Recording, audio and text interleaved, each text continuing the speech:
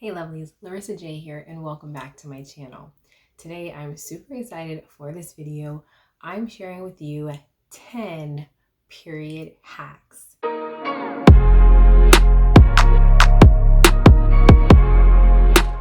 So now of course I want to preface this video with the fact that everybody's body and body type and period is different. So I am sharing with you what works for me and hopefully it will help you as well. So the very first hack that I like to use is very simple actually. It is simply watching my diet, but the timing of it is also so key. So what I mean by that is when I know that my period is coming in a few days, I like to make sure that I'm very aware of what I am consuming. Now, of course, I do that on a regular basis, but I'm extra cautious with a few things. I make sure that I pay attention to my dairy consumption, my sugar consumption, my caffeine consumption, as well as my water consumption.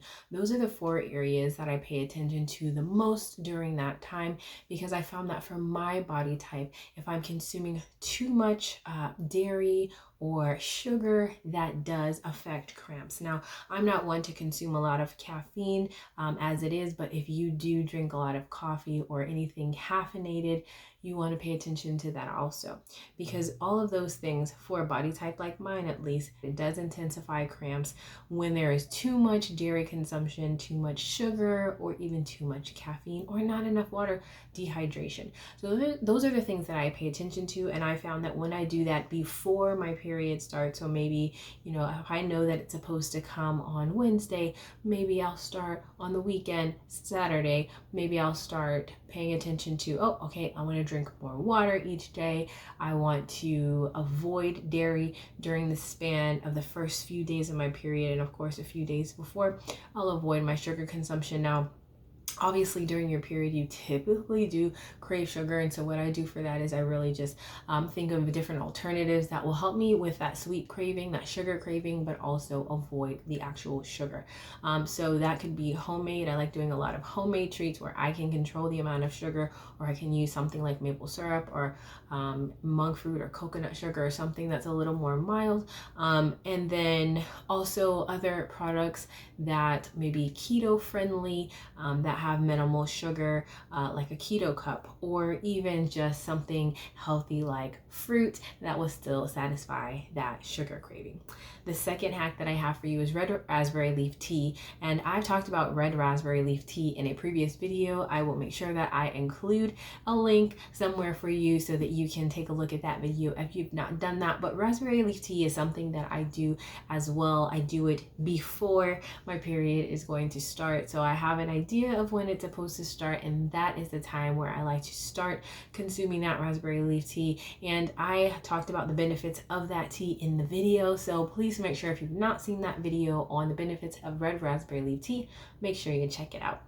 Hack number 3, I personally like to protect my immune system. I don't know about you, but I found over the years that when my cycle is starting, that my immune system can be compromised sometimes. And so I pay very close attention when it is supposed to begin, because I want to make sure that I protect my immune system. And some things that I do to do that is maybe upping my vitamin C intake, or just my supplements and vitamins all together, making sure that I'm eating healthy, nutritious foods and getting those vitamins in. But I also make sure that I avoid getting too cold. So if I feel myself getting cold, I'll make sure that I put on a jacket, or turn up the thermostat, or I make sure, because I have curly hair, I make sure the curly hair is not dripping wet, wetting up my clothes and making me feel cold. Hack number 4 is to use a bidet. Now, I've talked about a bidet in a previous video, and if you've not seen that video, please make sure that you check it out. I will be sure to include the information for you, but a bidet has become one of my favorite things, well, in general, but especially during period time, because it just really helps me to feel really clean. And I mentioned this in the bidet video, but it makes you feel so fresh even on your period. So all you do is use the bathroom like you normally would, but then you'll use the bidet to kind of just spray yourself off, and then you can kind of pat yourself dry. And for me, it just makes me feel so fresh, almost like I took a shower in that 5 seconds that it took me to spray the water. And it just is refreshing, especially when you can feel oh so yucky on a period. Tip number 5, or period hack number 5, is to wash up or give yourself a bird bath more frequently. Typically, people do their daily shower, and of course, you still want to continue that, but don't be afraid to wash yourself up a little bit more frequently during that time of the month. This is just another way to keep yourself fresh and avoid any smells if you are prone to those. I am not, but I also like to just give myself a little bird bath here and there, just a little spruce up, especially if, you know, I'm just coming from work or I worked out or whatever the case is. Just kind of freshen up a little bit, just to make yourself feel fresh and clean. You feel better, and of course, you know that you are fresh and don't have to worry about any issues, if you know what I mean. Hack number 6 is to drink water. Drinking a lot of water is very important to me personally during my cycle, because for me it's actually beneficial. It minimizes any potential cramps, and it also, I've noticed, lightens my flow. So I can have like more of like a heavier flow going on, but the moment I am minimizing my sugar, like I talked about in the previous hack, and increasing my water intake, the flow is actually a lot lighter and more manageable, which I personally think is a hack all by itself. And so that is something that I personally like to do, and it works just fine for me. And of course, losing blood on a daily basis, it's good to stay hydrated as well. Anyway, number 7, this is one that I talk about a lot, and this is my reusable period products, or simply organic period products. So basically just ditching all of those chemically laden period products that we've known for so many years, and switching over to either an organic cotton product or switching to a reusable product. For me, I've talked about in a few videos about reusable cloth pads and my favorites. If you've not seen those, I'll be sure to include videos, links, so that you can check them out.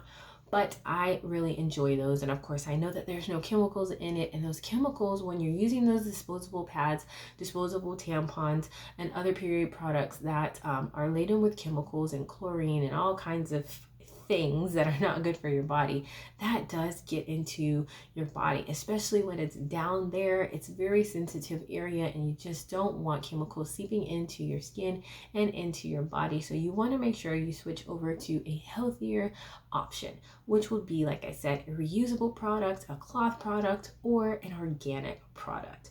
That can also help with minimizing any cramps that you might be experiencing. The next hack that I have is using toilet paper. Now, this is if you're still using disposables, maybe even if you're using like an organic disposable pad. One thing that I used to do years ago was use toilet paper. So I would fold up the toilet paper and lay it on top of the pad that I was wearing that day.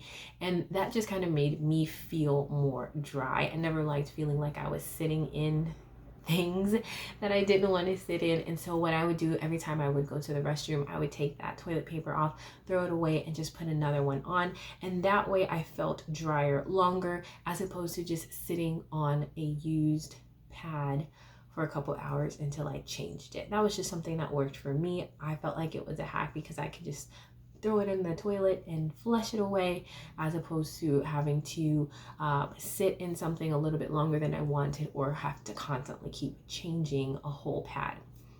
Another hack that I have for you is to be prepared. Know when your period is coming. I talked about tracking your period in previous videos, so make sure you check that out. But know when your period is coming. Knowing when it's coming is going to help you a lot in being prepared. But another thing that I would recommend is making sure that you have a period kit, or just pads, or whatever product you use on hand at all times. That way you're never taken off guard. One thing that I liked to do is originally I was keeping just a few pads in like my desk at work. Nowadays I like keeping it like in my purse or my bag or whatever it is that I'm using, and that way they're always with me whether I need them or not. I know that I have them if I'm ever caught off guard. Another thing that you can do to kind of hold you over until you access your period product is to use toilet paper. All you have to do is fold up the toilet paper like I talked about in the previous hack, and then go ahead and wrap more toilet paper around it horizontally, and that should hold things in place to hold you over until you can access your products. The last hack that I have for you, period hack number 10, is to use period panties. I don't know about you, but I always got nervous at the idea of, oh my goodness, I think my period is supposed to come today, but I don't know what time. It could be at breakfast, it could be in the afternoon, it could be at night while I'm sleeping. I have no idea. And that would make me nervous, and I would feel like I need to constantly go to the bathroom to check to make sure I didn't have any leaks if I didn't want to constantly have to wear like a pad waiting for it to come. So one thing that I've switched to doing is just simply putting on period panties. When you're wearing period panties on the day that you know that you're supposed to start your period, at least you can rest assured knowing that you have period coverage. I talked about period panties and I reviewed a brand in a previous video, and I will make sure that I include that information for you to check out. But with those specific panties, I was able to get coverage for hours without any leaks. And so I recommend making sure that you wear period panties when you know your period is supposed to start, so that you can be sure that you're covered just in case it starts when you least expected. That way you have that full coverage and you're covered and don't have to worry about any leaks until you can get your period product of choice. Hopefully you found these hacks helpful. Let me know if you've used any of them, and let me know if you have any additional hacks, and give this video a thumbs up, and I look forward to seeing you in the next video.